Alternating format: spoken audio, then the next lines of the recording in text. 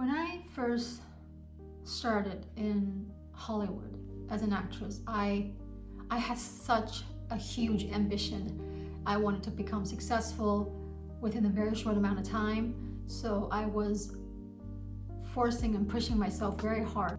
And when things didn't pan out the way I wanted, I got really upset. So because I did not achieve what I didn't get to the level I wanted to be, I put even more stress on myself, and I even gotten angrier with myself for not making it happen. As you know, acting business is not based on merits.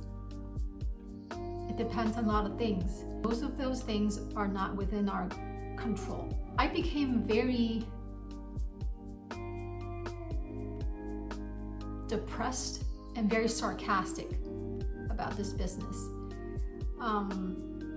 But yet I did not give up, so I kept pushing. I still was trying to accomplish a lot, even though my body was already stressed. And it got to a point where I felt so tired of being on this hamster wheel. That's what I felt like I'm on this hamster wheel of chasing my own success. So every day I was in a survival mode. Being stressed about not having enough money, being stressed about not making it, and being stressed that my time was running out. In 2020, right at the beginning of pandemic, I had my first panic attack. And I realized that I had been putting my brain in overdrive for a long time. So when the brain is in this constant state of high stress, the cortisol, it became addictive. It really did, because it is a type of adrenaline rush that you need to pump the energy into the brain to make the brain more vigilant, to make the brain more alert, right? It puts us in a fight or flight mode. When we're in fight or flight mode, we basically cannot process information correctly. Brain is in reactionary status. We cannot think properly. We became impulsive. We cannot focus. Because think about it, if you are in a fight or flight mode, all you can think about is, how do I survive in this environment? What other mental space do you have to process logical information? You can't. You really can't. And because of technology and because of the pace of our lifestyle, everything is making our brain to go to that extent, to pushing it to the limits, to put us in a fight or flight mode. Because think about it. We go from our cell phone to our iPad, to our screen, to our laptop, to our TV, to everything else. It's like the brain is constantly being stimulated with information. Really, when does it even have a break to breathe, so to speak? If you spend long enough time on social media, it actually makes you more anxious after an hour. Like if you see a 20-second video on social media, and you know it's gonna finish in 20 seconds, and then your mind automatically goes to, oh, what comes up next? So you are already in that chasing that adrenaline rush of what's next, because it needs that stimulation, because it's so used to that constant stimulation from the environment. Now I'm working on, how do I stay present during my waking hours?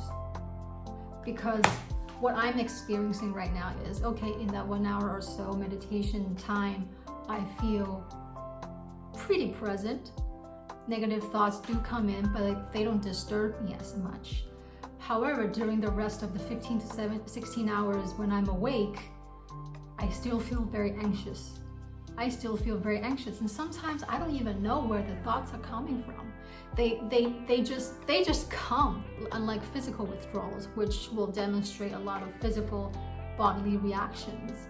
Because this process is so abstract, because it's all in the head and it's all happening in the brain, and affects our thoughts, emotions, and mental processes. I just have to say, like, some of the days I feel good, but some of the days just feel so bad. Half an hour ago, I was in the bathroom trying to do my makeup, and just something like a wave of fear came to me out of nowhere and just made me not even want to go out, like not even wanting to go out to my car. It feels like this I don't want to say the struggle, this battle feels like you're trying to peel off your skin. You're trying to peel off your skin from the flesh, but because the adhesive was so strong, any moment you slip off and not paying attention, then the skin will go right back into the flesh. It's like negative thoughts are like a magnet, right? You just have to constantly be vigilant and be aware. If you just lose guard, like it will creep right back in. So for those of you who are going through the exact same thing, I wanted to tell you that you are not alone in this. We are all going through this. And it's very hard. It's very hard. We have to admit it's very hard. And just know that we are making one small step every day to become stronger than our mental addictions. Just know that how far you've come from where you were. You are stronger than you think.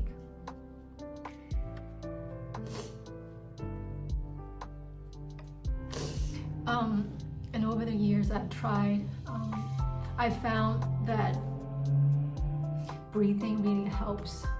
Taking a walk really helps. Exercising really helps. And when I get really anxious in the middle of something, then I will put extra focus and attention onto whatever I'm doing.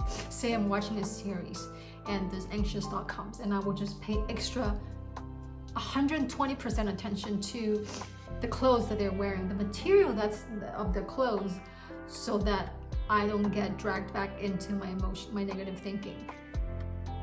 And also another thing that I find really helpful to ease anxiety is do something that requires thinking. I go to Pilates class, right? And the instructor doesn't demonstrate. So what she'll do is she will give you instructions. I have to translate the words into actions to execute for my body. So that actually takes the brain out of that anxious mode. It becomes more present because you literally have to listen and perform it. So I'm in the body, I am in the present in real time doing what I was being told. And if you really need it, reach out to people, because they're out there. There are people like us who